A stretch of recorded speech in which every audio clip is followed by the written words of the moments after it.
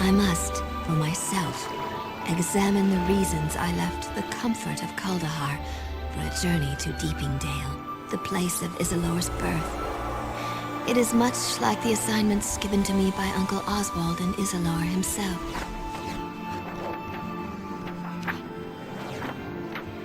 When Isilor left those lands near the Inner Sea for the spine of the world, he told his fellow Druids he would send a student to replace him. This, I told myself, was why I left. But now, as I sit by the warmth of a fire in Mirabar, I realize what Isilor must have already known. I remember the details vividly. It started many years ago. The year was 1310 Dale Reckoning, when scouts from Burn Shander, the largest of the 10 towns, first reported sighting goblin warbands. Within weeks, a river of goblins had flowed forth from the spine of the world, and above that wave of death sailed a banner bearing the monstrous heads of the Chimera.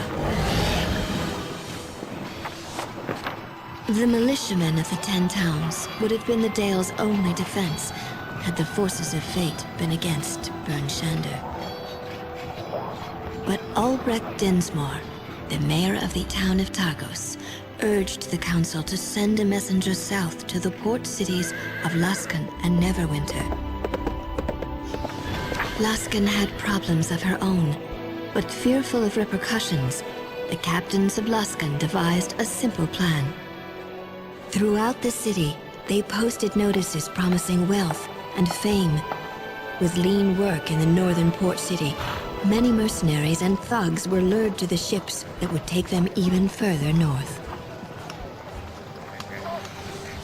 And so their ships crept through the sea of moving ice and onto the Shanegarn River. They bragged of the deeds they would perform and the castles they would purchase. Lost in their reverie, they were blind to the throngs of goblins and orcs that lay in wait.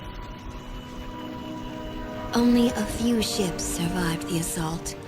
Those that continued up the river watched as the town of Bremen burned.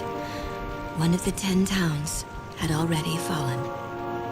Many wondered, as I often wonder, what difference only a few can make against so many, and in the midst of such terrible circumstances.